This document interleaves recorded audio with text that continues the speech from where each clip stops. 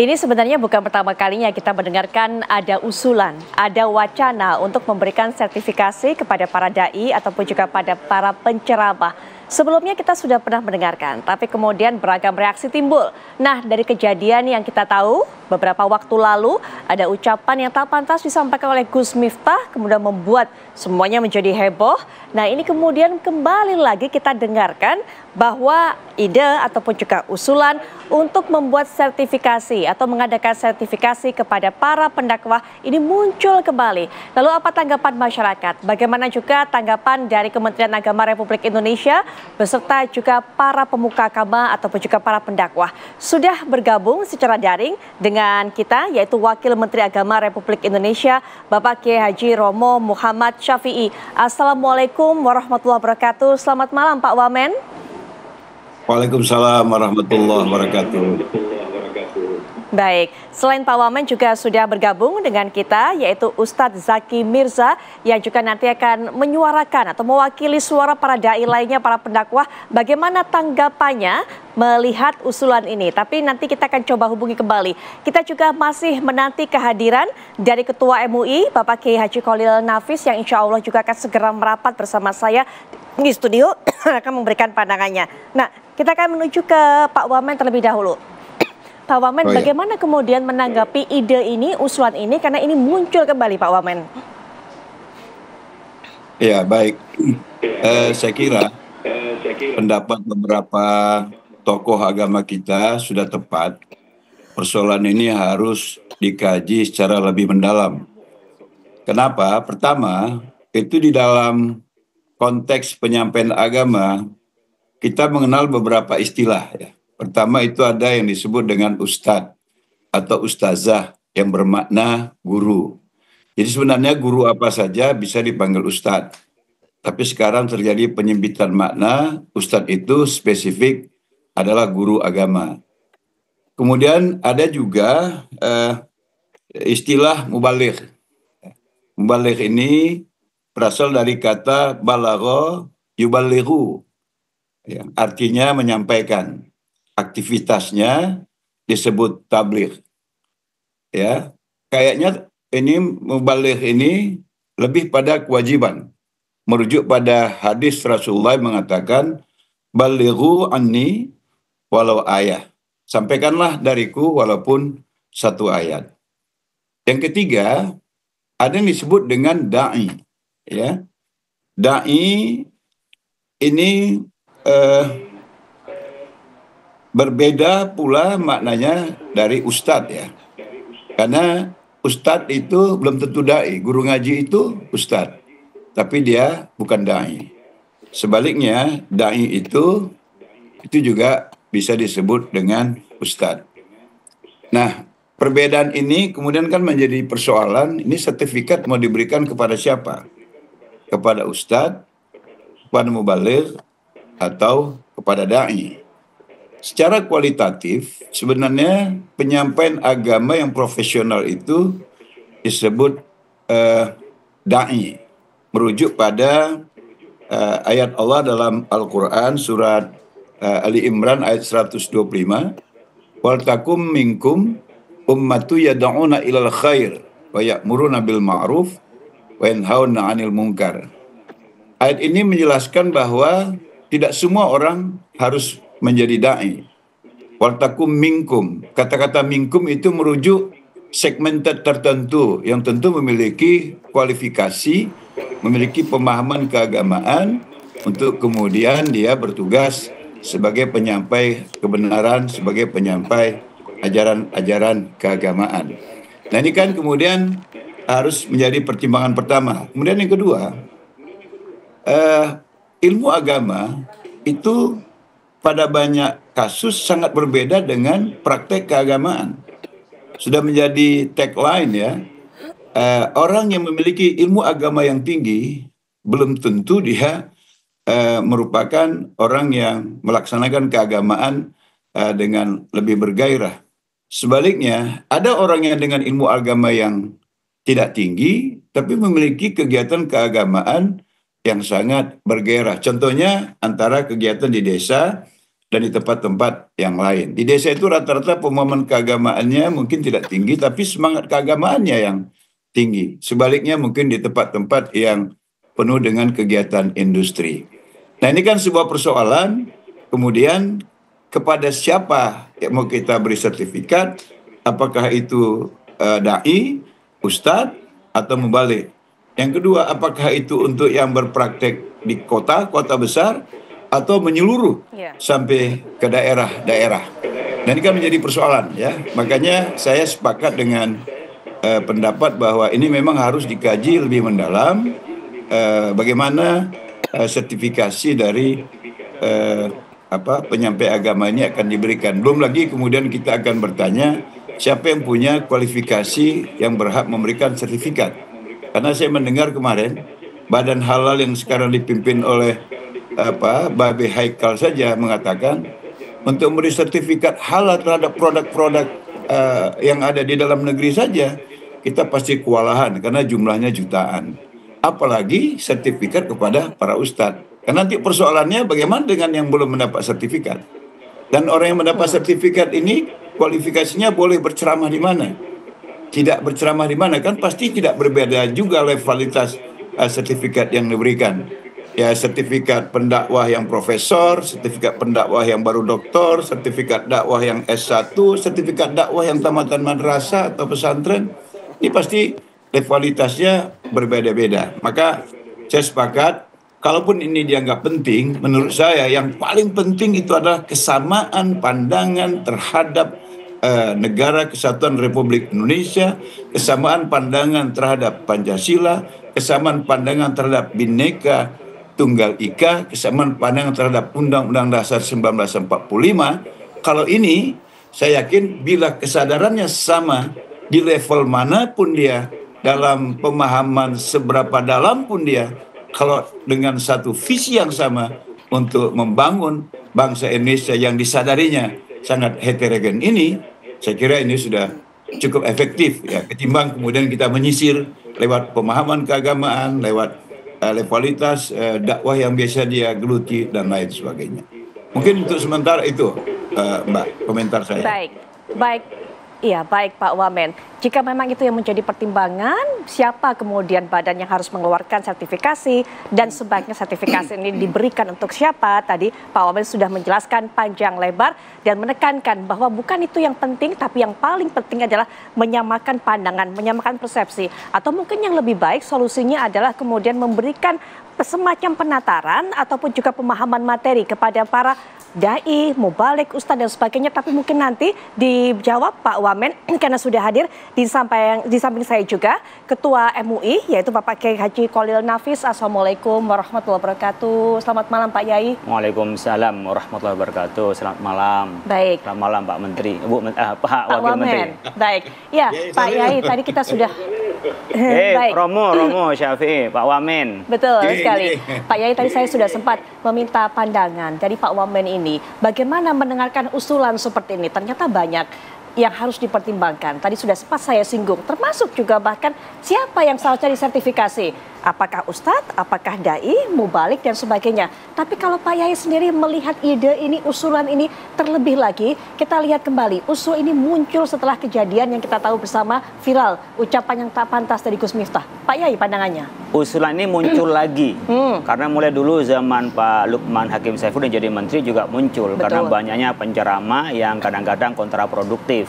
Selalu muncul dengan sertifikasi. Tapi memang complicated ya, perlu dikaji lebih dalam sebagaimana usulan dari Muhammadiyah. Kami pun juga berpikir begitu karena nanti kalau dibikin formalistik apalagi menjadi standar izin berceramah dan tidak berceramah itu akan kesulitan karena orang kita senang kumpul-kumpul, senang ada pengajian. Kemudian apakah 7 bulanan, tahlilan, yasinan, penceramahnya harus sertifikasi, itu agak berat ya melaksanakannya. Apalagi kalau itu dikaitkan dengan honorarium orang disertifikasi. Maka yang dilakukan oleh Majelis Ulama Indonesia, saat itu kesepakatan Kiai Ma'ruf Amin sebagai Ketua Umum dan Pak Lukman sebagai Menteri Agama, kita bikin namanya standarisasi. Ketepatan di bawah saya di MUI, itu kita sudah ada 35 angkatan. Besok hari Senin itu angkatan yang ke-36. Jadi sudah ada sekitar 2.400. Kemarin wisudanya dihadiri oleh Menteri Komdiji ya, tentang yang di 2024 ini ada sekitar 800 dari wisudawan. Jadi kita melakukan dengan peningkatan kompetensi kepada dai itu. Jadi bagaimana mereka bisa mendengar selain mereka sering berbicara. Karena kan kadang-kadang mereka tidak mengupdate pengetahuannya, kemudian juga mereka kurang aware dengan di sekitar kita. Sekarang kan sudah ada digital ini. Ya, ada digital ini kadang-kadang di tempat itu canda dianggap lumrah, tapi di tempat lain menjadi masalah. Nah, kita juga harus pandai-pandai cari candaan-candaan yang cerdas, yang itu multi mungkin kalau bicara multidisiplin, multi lokasi, multidimensi, dan multi ruang. Karena kita sekarang sudah tidak hanya pada satu ruang itu, pada saat ketika ceramah dalam arti dakwah itu disiarkan melalui media atau ada yang kamerakan atau ada yang menvideokan di tempat itu. Oleh karena itu minimal barangkali tadi Pak Wamen sampaikan, Romo Syafi'i, kita mensyaratkan 3 hal yang kita ada pretest dan posttestnya pada ngikutin standarisasi MUI. Yang pertama adalah paham keagamaannya, yang wasatiyatul Islam, yang punya moderasi, memahami tentang kedalaman agama. Minimal yang apa yang dia sampaikan dia mengerti dan memahaminya. Yang kedua adalah berkenaan dengan hubungan kebangsaan, agama dan kebangsaan. Jadi jangan pertentangkan agama, khususnya Islam di sini, dengan NKRI yang setelah final oleh kita, dan itu tidak ada bertentangan dengan agama. Yang ketiga adalah berkenaan dengan metodologi berdakwahnya. Karena kita kan punya segmentasi dan punya masyarakat, apalagi yang tabligh akbar itu kan kita memang perlu ada jok-joknya, perlu ada yang menarik perhatiannya. Kalau tidak, mereka akan bicara antar mereka sendiri lah. Ini kadang-kadang kita kalau nggak cerdas mencari jok, tidak cerdas kita mencari pengalihan masyarakat agar memperhatikan terhadap ceramah kita kadang-kadang ya menjadi kemana-mana. Mungkin niatnya ngelucu tapi malah menjadi kontraproduktif. Baik. Standarisasi sudah dilakukan oleh MUI. Banyak juga tadi sudah dikatakan wisudawannya begitu kan. Tapi ternyata masih ada terjadi kasus seperti ini. Jadi pertanyaan berikutnya Pak Yai, cukupkah hanya dengan standarisasi? Dan siapa saja kemudian yang tercakup dengan standarisasi ini? Tapi nanti Pak Yai dijawab karena juga sudah bergabung dengan kita, yaitu ada Ustadz Zaki Mirza. Assalamualaikum warahmatullahi wabarakatuh. Selamat malam Ustadz Zaki Mirza. Ya, waalaikumsalam warahmatullahi wabarakatuh. Ya Mbak, alhamdulillah. Alhamdulillah baik. Ustadz, mungkin bisa diceritakan dari pengalamannya. Memang tadi Pak Yai Khalil Nafis sudah bercerita kepada kita, butuh sebenarnya para pendakwah ini kemudian jog-jog untuk bisa memancing masyarakat ataupun juga para pendengar ini agar kemudian tetap menyaksikan ataupun juga mendengarkan dengan konsentrasi ataupun juga dengan terhibur setidaknya. Nggak bosan mendengarkan ceramahnya, tapi juga jangan kelewat batas. Nah, bagaimana hal seperti ini? Apakah memang harus ada standarisasi dan sebagainya? Tapi nanti Ustadz Zaki Mirza bisa berikan pandangan setelah jeda. Kami akan segera kembali saat lagi. Sebagai pendakwah memang membutuhkan sesuatu untuk bisa membuat audiensnya, membuat yang mendengarkan, yang menyimak tetap konsentrasi, bahkan juga tetap mendengarkan apa isi ceramahnya dengan gembira sehingga kemudian terserap ilmunya. Nah, itu salah satu yang dibutuhkan, memang joke, memang candaan. Tapi jangan sampai kelewatan belajar dari apa yang kita ketahui, apa yang terjadi di beberapa waktu lalu dilakukan oleh Gus Miftah. Dan ini mungkin juga Ustadz Zaki Mirza selaku pendakwah juga mungkin punya pandangan. Memang joke-joke ini menjadi salah satu cara untuk menggait perhatian dari audiens. Tapi supaya nggak kelewatan, sebenarnya apa pemahaman yang harus diberikan kepada para pendakwah ini, Ustadz Zaki Mirza? Baik, bismillahirrahmanirrahim. Assalamualaikum warahmatullahi wabarakatuh. Alhamdulillah, salatu wassalamu ala rasulillah, amma ba'd. Ini Masya Allah, saya bisa berdampingan langsung dengan gurunda tercinta, ada Romo Muhammad Syafi'i selaku Wakil Menteri Agama, dan gurunda Kiai Haji Khalil Nafis. Beliau ini salah seorang kiai ulama yang semangat untuk memberikan sertifikasi untuk para dai-dai muda terutama ya. Dan alhamdulillah atas arahan beliau, saya pribadi masuk ke angkatan pertama nih Kiai. Alumni pertama dari rangkaian sertifikasi yang dilaksanakan oleh MUI. Yang pasti ketika saya banyak bersafari dakwah ya ke daerah-daerah, memang kultur satu masyarakat dengan yang lainnya tidak sama. Antara masyarakat di Papua dengan di Pulau Kalimantan, kemudian di Sumatera juga beda. Punya karakter yang passion dakwahnya itu tidak bisa kita samaratakan. Justru itu sertifikasi menjadi platform atau fondasi yang paling penting. Bagaimana dulu di pesantren-pesantren kita diajarkan untuk menyampaikan dakwah sesuai dengan karakter masyarakat. Intinya masyarakat itu mereka perlu seorang juru dakwah, seorang penceramah yang memberikan pencerahan-pencerahan pada dinamika dan problematika masyarakat yang ada saat itu. Nah, kalau saya justru lebih kepada mengangkat hal-hal yang sedang viral nih. Karena hal viral termasuk hal yang masyarakat itu aware dengan berita-berita kekinian ya. Baik tentang politik, kemudian media-media infotainment dan lain sebagainya. Itu ketika kita angkat memang menjadi hal yang bikin ger. Tapi bagaimana di celah-celah itu kita sisipkan kalimat-kalimat hikmah, mau'izatul hasanah. Sehingga apa yang sedang viral, mereka tidak hanya menelan berita itu mentah-mentah, tapi banyak hikmah yang kita bisa petik. Itunya tentu semua itu harus berlandaskan pada bagaimana kita membawakan materi-materi ya. Jok-jok satu masyarakat dengan yang lain kan tidak sama. Nah, saya selama pelatihan sertifikasi dari MUI ini betul-betul merasakan bahwa ya nilai-nilai kebangsaan, nilai-nilai Pancasila itu harus tersampaikan. Ada kerukunan antar umat seagama, ada kerukunan antar umat beragama. Nah, nilai-nilai seperti ini yang harus sampai kepada masyarakat supaya mereka bisa tetap hidup damai, akur, rukun dalam perbedaan yang begitu kompleks. Menurut saya sertifikasi harus menggiring para dai muda, terutama para pendakwah, untuk menyampaikan nilai-nilai kedamaian yang ada di Indonesia, sehingga Pancasila ini kembali membumi gitu loh. Jadi yang didakwahkan ini bukan hanya Al-Quran, bukan hanya Sunnah Rasulullah, tapi bagaimana nilai-nilai Pancasila ini bisa terimplementasi dalam keseharian masyarakat. Itu Mbak. Baik.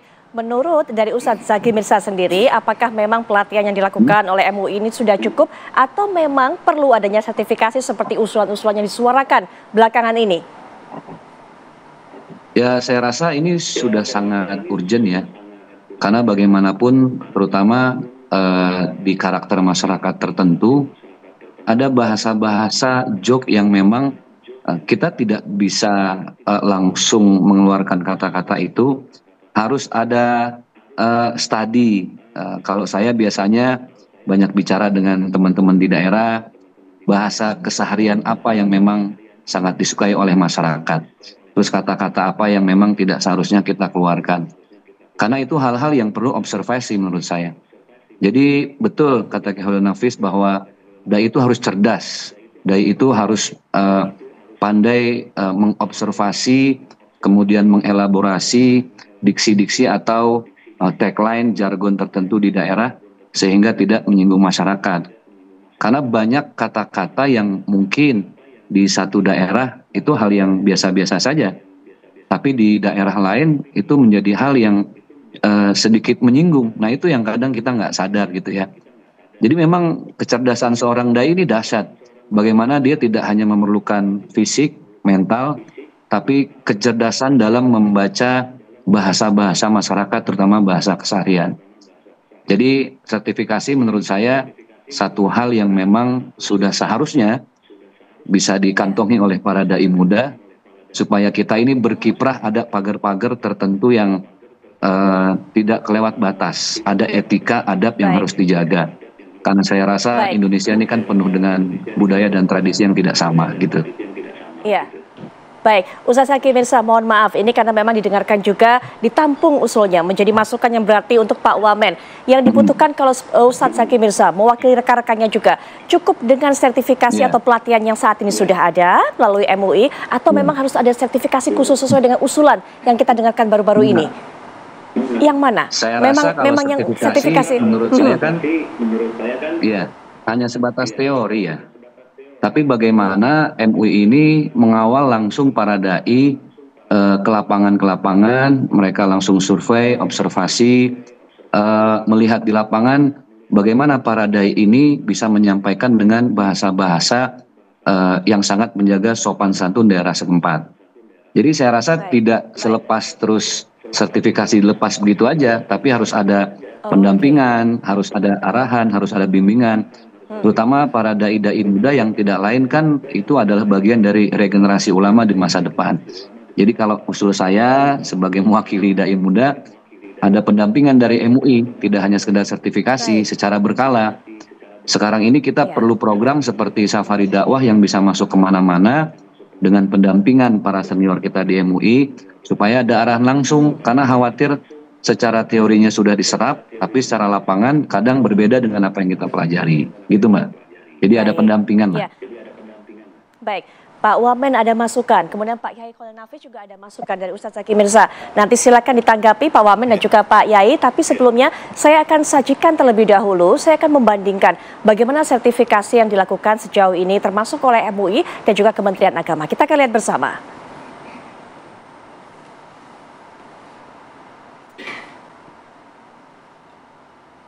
Ya, pemirsa, ini merupakan syarat sertifikasi ulama versi Kementerian Agama Republik Indonesia, mampu membaca Al-Quran dengan baik dan hafal minimal 2 juz. Kemudian kita juga akan lihat apa yang menjadi syarat sertifikasi ulama versi Kementerian Agama yang lainnya, memahami kitab Taurat ataupun juga kitab kuning.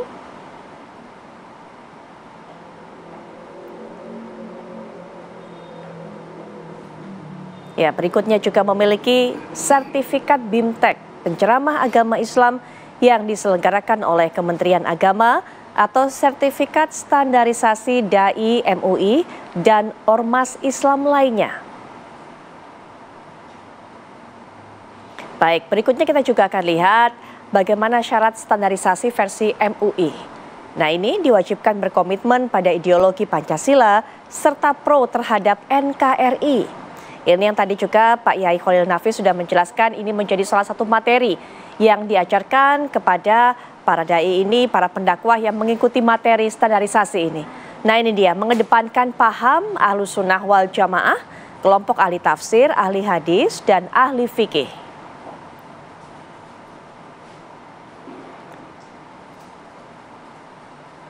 Berikutnya kita masih akan lihat apa yang menjadi syarat sertifikasi ulama atau standarisasi ulama versi MUI.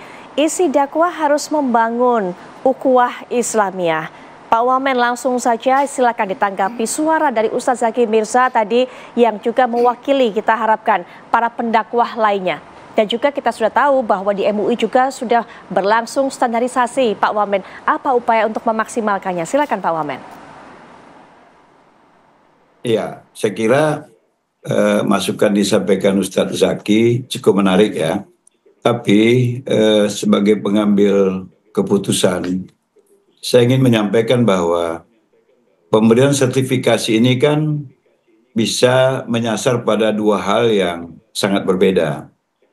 Kalau pertama itu adalah sertifikasi dalam peningkatan kompetensi, pengetahuan.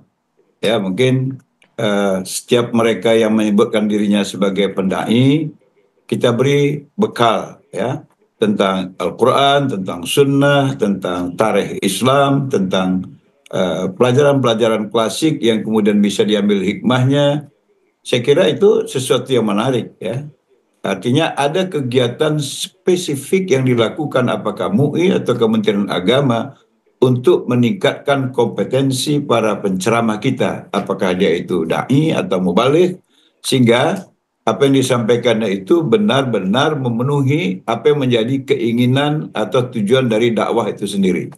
Apa itu? Mencerdaskan para mustami atau para pendengar sehingga mereka lebih paham agama, kemudian memberikan faham atau visi yang jelas bahwa kita ini harus bermoderasi, harus bertoleransi, dan yang ketiga tentu saja sekaligus menjadi hiburan bagi masyarakat kita. Kalau ini diberi sertifikat, mungkin hari ini dia sertifikatnya pemahaman Al-Quran, besok sertifikatnya pemahaman hadis, besok sertifikatnya pemahaman cerita-cerita klasik dalam Islam, pemahaman tentang macam-macam yang itu mendukung profesinya sebagai pendakwah. Saya kira itu udah bisa kita mulai dari sekarang. Tapi kalau kemudian ada pemikiran sertifikasi itu menentukan seseorang boleh berdakwah atau tidak, ini saya kira kurang menarik ya. Karena itu seakan-akan terjadi pengendalian para pendakwah di tanah air. Saya kan sudah katakan, dengan pemahaman keagamaan yang sedikit, orang di kampung itu sudah berdakwah. Nah, kalau dia harus menunggu sertifikasi, kita terpaksa harus menurunkan ustadz-ustadz dari Jakarta untuk turun ke daerah-daerah. Padahal apa yang mereka miliki hari ini sudah cukup mampu membuat kehidupan keberagamaan di tempat itu sangat baik, bahkan lebih baik. Tempat-tempat yang memiliki segudang penceramah yang ilmuwan keagamaannya cukup tinggi. Jadi kalau sifatnya itu meningkatkan kompetensi, saya kira semua pihak bisa melakukannya dengan standarisasi yang mungkin dibentuk bersama-sama oleh Kementerian Agama, oleh MUI atau ormas-ormas Islam yang lain. Tapi sekali lagi, saya underline untuk meningkatkan kompetensi para pendakwah sehingga lebih tepat sasaran, baik secara keagamaan maupun secara kebangsaan. Tapi kalau sertifikasi itu untuk menentukan orang boleh berdakwah atau tidak berdakwah, saya kira perlu kajian yang lebih mendalam karena itu pasti sangat mengganggu pencerahan keagamaan di masyarakat kita yang sangat luas di Republik Indonesia ini, yang kita pasti tidak akan mampu melakukannya. Nah, menurut saya seperti itu, karena di beberapa negara itu kan juga sudah ya, seperti di Malaysia, di Singapura, di negara-negara Arab, mereka juga melakukan sertifikasi. Tapi mungkin kita punya sertifikasi khas Indonesia, ya, karena kita di pemerintahan Pak Prabowo ini ingin khas Indonesia, nggak mesti mengikut contoh-contoh di negara lain, kecuali itu memang layak kita adopsi untuk kita terapkan di negara kita. Saya kira itu, Mbak. Baik, Pak Wamen sepakat Pak Yai jika kemudian sertifikasi untuk meningkatkan kompetensi, tapi bukan membatasi siapa yang boleh berdakwah, siapa yang tidak. Nanti Pak Yai silakan berikan tanggapan, termasuk juga tadi ada masukan dari Ustadz Zaki Mirza, minta diberikan pendampingan dari para senior. Sesaat lagi kita akan bahas lanjutannya di Apa Kabar Indonesia Malam. Ya pemirsa, kita sudah mendengarkan keterangan yang disampaikan oleh Ustadz Adi Hidayat saat kemudian berkembang isu ramai di kalangan masyarakat yang menganggap bahwa Ustadz Adi Hidayat kemudian diangkat menjadi utusan khusus Presiden menggantikan Gus Miftah yang mengundurkan diri. Kita kembali lagi ke tema kita, tadi Pak Wamen sebelum jeda sudah menyampaikan sertifikasi sepakat jika kemudian bertujuan untuk meningkatkan kompetensi. Tapi kemudian jangan sampai ini malah membatasi yang ini boleh berdakwah, yang ini enggak. Apalagi kemudian jika di daerah tersebut atau daerah desa, daerah terpencil seperti itu Pak Yai, yang kemudian ada keterbatasan dan juga banyak sekali ulama-ulama di daerah gitu yang secara spontan ini selalu memberikan ilmu kepada warga di sekitarnya. Pak Yai, tanggapannya? Mungkin yang perlu kita sepakati adalah definisi dari sertifikasi. Apakah sertifikasi dai bersertifikat atau standarisasi? Ini harus dipilah. Mungkin pemahaman sementara kalau standarisasi itu adalah dai yang punya standar tertentu. Jadi standar MUI adalah pemahaman keagamaannya wasatiyah dan mendalam. Kemudian juga ada pemahaman yang baik antara kebangsaan dan agama. Kemudian ada pemahaman yang baik tentang metode dakwahnya. Itu standarnya. Kemudian kita bersertifikat. Kemudian kita bisa naikkan. Bersertifikat seperti halnya kita masuk pada lembaga sertifikasi profesi ke BNSP. Orang yang punya sertifikat itu punya kualifikasi tertentu tentang profesionalisme. Nah, kalau yang seperti saya pikir perlu juga bagian dari mengukur kemampuan dari dai. Tetapi orang yang bersertifikat belum tentu itu laku di masyarakat. Karena masyarakat itu bisa mengundang sesuai dengan yang mereka menjadi fan-nya. Mereka yang senang kepada orang itu. Kadang-kadang mereka tidak mau ngaji, tapi senangnya tadi bukan hanya tuntunan saja, pengen ada tontonan sebenarnya. Pemahaman yang ketiga adalah tentang sertifikasi. Artinya sertifikasi seperti sertifikasi guru, sertifikasi dosen. Orang tidak boleh ngajar S1 kalau dia tidak lulus S2. Akhirnya apa? Dia tidak boleh berdakwah umpamanya kalau tidak punya sertifikat. Nah, kalau membatasi seperti ini mungkin bisa tempat tertentu. Seperti halnya Kementerian Agama, Romo Syafi'i tadi menyampaikan, para penyuluh-penyuluh agama perlu disertifikasi. Kenapa? Karena mereka adalah bagian dari pemerintah yang punya honor dari pemerintah. Disertifikasi nggak ada masalah. Kalau memang mau dibayar itu sebagaimana bagian dari pegawai pemerintah, pegawai negeri, dari ASN, atau penyuluh yang itu sifatnya kontrak dan seterusnya. Tapi untuk umum memang agak sulit kalau di sertifikasi, dalam arti tidak boleh berceramah kalau tidak punya sertifikat. Ini akan berbahaya karena apa? Mematikan syiar. Tapi sayangnya bersamaan bahaya kalau semua orang ngomongin agama. Jadi dua si malakama ini. Satu sisi kita memberikan sertifikasi kepada semua orang boleh bicara agama, yang penting dia mau ngustad, kira-kira begitu. Kan ada orang yang nekat, tahu sedikit, hanya dengar itu, tidak tahu bagaimana isinya, dia udah ceramah kemana-mana. Kemudian dia punya kemampuan public speaking, orang tertarik karena kehabisan materi. Ketika diundang maka dia bisa ngaco dia, kehabisan materi itu. Tapi saat yang bersamaan ada orang yang punya sertifikat tapi tidak laku. Kenapa? Cara penyampaiannya itu tidak baik. Disebutkan oleh ulama dulu, al-ilmu syai'un wa ta'lim syai'un akhar. Ilmu tersendiri, tapi cara menyampaikan ilmu pada masyarakat itu butuh ilmu tersendiri. Kadang-kadang orang yang pinter itu tidak mampu mengartikulasikan di depan masyarakat, sehingga kurang menarik. Orang ngantuk, apalagi di depan masyarakat umum, depan massa itu butuh keterampilan tersendiri. Oleh karena itu barangkali kalau mau ini dilaksanakan, matangkan dulu pemaknaan sertifikat standarisasi, kemudian kita lakukan secara terbatas. Artinya di tempat-tempat yang sifatnya resmi, acara kenegaraan, kantor-kantor BUMN, kantor pemerintah, itu mungkin bisa disertifikasi. Jadi hanya mereka yang memiliki sertifikat tersebut yang kemudian bisa berdakwah di kantor-kantor BUMN, resmi, kemudian di kenegaraan, begitu maksudnya Pak Yai? Iya, itu bisa dilakukan karena ini adalah bagian di tempat yang resmi. Tapi di tempat yang lain tidak boleh, dia dilarang. Jadi mirip lah kira-kira dengan sertifikasi guru kan. Ada yang guru itu masuk sebagai sertifikat yang dia dapat bantuan pemerintah, ini baru kualifikasi tertentu. Tapi ada guru yang sifatnya tidak mendapatkan di pemerintah. Dia bisa saja dengan menjadi guru, tapi punya kemampuannya, masyarakat mau menerimanya, nggak apa-apa. Nah ini dengan cara pendekatan yang kami lakukan, standarisasi da'i. Standarisasi da'i ini sebenarnya tidak bisa melarang kami. Dan yang bermasalah juga tidak pernah ikut standarisasi MUI. Jadi kami kan ini voluntary, orang yang mau meningkatkan kualifikasi atau merasa masih perlu untuk menambahkan. MUI tidak pernah jemput bola kemudian untuk kita buka pendaftaran. Jadi kita buka pendaftaran, kan sekarang bisa pendaftaran online, bisa Google Form, orang daftar ke kita, lalu kita seleksi siapa yang paling perlu. Seperti Ustaz Zaki Mirza tadi, angkatan pertama.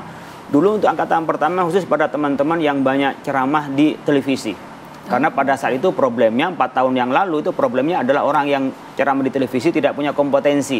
Dulu pernah ada yang di TV swasta itu nulis Arab itu salah, nulis Al-Quran. Karena Al-Quran nggak boleh salah. Sehingga kita sasaran pertama saat itu adalah guru-guru yang di ceramah di televisi. Setelah itu adalah ormas-ormas Islam yang ada di bernaung di MUI. Kemudian kita pada masyarakat umum. Jadi kita memang satu angkatan sekitar 100. Ini udah angkatan ke-35, besok ke-36, itu sukarela. Jadi ada orang yang mau ingin tahu tadi umpamanya tentang bagaimana peningkatan kompetensi. Ada orang yang sudah merasa, saya sudah mampu. Kan ada juga yang begitu, saya ini sudah S3, saya sudah pinter, lebih laku saya daripada yang mensertifikat. Nah, padahal kita kan ada standar yang kita lakukan itu. Kayak seperti sekolah lah. Sekolah kan ada standarnya. Oleh karena itu, saya setuju barangkali kita harus matangkan dulu dengan konsepnya, standarisasi, da'i bersertifikat atau sertifikasi. Nah kita memang ada forum, menggaiden nggak bisa, karena kadang-kadang juga lebih pintar yang di luar, bukan lebih pintar hanya di MUI ya, teman-teman di luar bisa lebih pintar bagaimana menyampaikan pada masyarakat. Makanya kita alumni-alumni itu ada gathering. Nah kita juga ada upgradingnya juga di antara kita. Tapi memang tidak menjangkau terlalu banyak. Barangkali kalau nanti kerjasama dengan berbagai pihak, termasuk dengan Kementerian Agama, mungkin bisa lebih masif.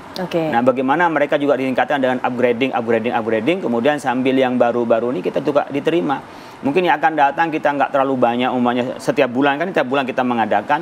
Mungkin bisa 2 bulan sekali, tapi sebulan sebelumnya, sebulan satunya adalah bisa diisi dengan upgrading kepada dai-dai yang di masyarakat. Karena kita pun kadang-kadang butuh, ya. Dengan cara kita bergaul, bertemu, bukan ada penceramah, karena kita semuanya penceramah. Sehingga kita harus saling bicara, saling mengisi, dan saling meningkatkan kompetensi di antara kita. Oke, baik. Nah, kami juga hanya punya waktu tersisa untuk memberikan kesempatan kepada baik Pak Wamen ataupun juga Ustaz Zaki Mirza untuk bisa menyampaikan kalimat penutup ataupun juga pesan penutup. Silakan Pak Wamen terlebih dahulu, Pak. Baik, terima kasih Mbak. Saya ingin mengatakan bahwa ide untuk sertifikasi ini pasti ide yang justru ingin pesan-pesan dakwah oleh para pendakwah itu lebih berkualitas dari waktu-waktu sebelumnya.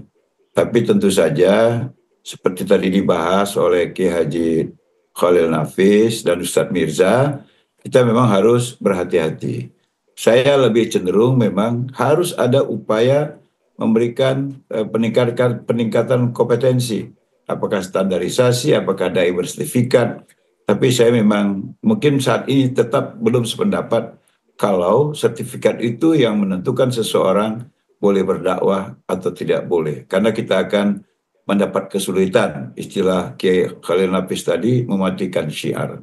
Saya kira itu yang bisa saya sampaikan, dan mari kita sama-sama lebih jauh memikirkan bagaimana kita menyelesaikan dengan sangat arif tentang isu sertifikasi dai ini. Saya kira itu. Terima kasih, Mbak. Assalamualaikum warahmatullahi wabarakatuh. Punten Pak Wamen. Ya, punten Pak Wamen, sedikit saja Pak Wamen, bagaimana kemudian dengan apa yang disampaikan oleh Pak Kiai Khalil Nafis bahwa sertifikasi mungkin bisa diberlakukan ini kepada mereka yang akan diberikan kesempatan untuk berdakwah di tempat-tempat formal, kenegaraan ataupun juga di tempat-tempat lainnya yang berhubungan dengan pemerintahan. Singkat saja mungkin Pak Wamen.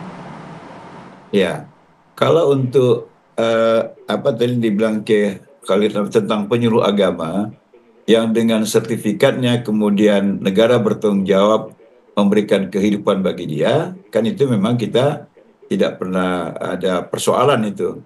Tapi kalau untuk berceramah di istana dan sebagainya, saya membuat referensi saja. Yang saya tahu yang selama ini memberikan ceramah-ceramah di istana dan belum ada persoalan itu, hampir semuanya tidak bersertifikat. Masing-masing kita sama paham lah. Saya kira protokoler di kementerian, di istana presiden pasti sangat paham kualitas seperti apa ustadznya yang kemudian layak diundang di istana dengan tidak mempersoalkan apakah dia bersertifikat atau tidak. Baik Pak Wamen, berikutnya juga silakan Ustaz Zaki Mirza untuk bisa menyampaikan penutupnya. Ya, Bismillah, kalau dari saya pertama bisa coba kita combine standarisasi dalam bentuk pelatihan retorika dakwah. Saya ingat dulu ada badan retorika dakwah namanya Ibnu Sina di daerah Kampung Melayu. Bagaimana para dai ini diberikan ilmu retorika dakwah, ilmu-ilmu dasar agama untuk disampaikan kepada masyarakat. Sehingga materi yang disampaikan betul-betul mencerahkan. Nah, bisa jadi secara implementasinya 5 hari, 1 minggu. Nah, kemudian tidak hanya sampai di situ, lalu kemudian para dai muda ini, terutama mereka yang baru berkecimpung di bidang dakwah, langsung diberikan medan-medan dakwah, diberikan kesempatan untuk menyampaikan apa yang sudah dipelajari selama pelatihan retorika dakwah. Yang pada akhirnya oleh MUI itu akan diberikan sertifikasi bahwa setelah pengkaderan retorika dakwah, kemudian terjun ke lapangan, nanti akan diberikan sertifikasi. Tinggal nanti masyarakat memilih. Ini loh, ada beberapa dai yang sudah dikader, memiliki keilmuan yang mumpuni, baik secara keagamaan ataupun kebangsaan. Pada akhirnya biar masyarakat yang memilih. Biar entah itu dunia broadcast, televisi, media-media, atau channel-channel YouTube, atau masyarakat di kampung-kampung, yang akhirnya mereka punya satu sosok pendakwah yang multi talenta. Tidak hanya sekedar ilmunya mumpuni, tapi bagaimana dengan pelatihan retorika dakwah mereka juga punya kiat-kiat jokes yang mampu menghibur masyarakat, menyegarkan, tapi tidak keluar dari batas-batas budaya dan tradisi setempat. Itu harapan dari kita, mudah-mudahan bisa didengar oleh kiai-kiai kita, bahwa kita ini ingin ada semacam pelatihan retorika dakwah, yang pada akhirnya diberikan juga lapangan, kemudian juga didampingi secara intens, dan pada akhirnya kita bersertifikasi, namun setelah melalui proses standarisasi yang cukup ketat. Itu dari saya. Baik. Ustaz Zaki Mika, terima kasih sudah berkenan untuk bisa menyampaikan pendapatnya, menyampaikan masukannya, insya Allah menjadi masukan yang berarti. Pak Wamen, terima kasih sekali Pak Wamen meluangkan waktunya untuk bisa memberikan pandangannya, termasuk juga menginformasikan hingga saat ini bagaimana kemudian sikap yang diambil oleh Kementerian Agama, dan juga tadi mungkin bisa dipahami, direnungkan juga masukan-masukan yang disampaikan baik oleh Pak Kiai Khalil Nafis ataupun juga Ustaz Zaky Mirza. Pak Yai, terima kasih juga sudah hadir dan juga memberikan tadi informasi kepada kita mengenai standarisasi yang sudah dilakukan sejauh ini oleh MUI. Sekali lagi terima kasih kepada para narasumber. Selamat malam. Wassalamualaikum warahmatullahi wabarakatuh.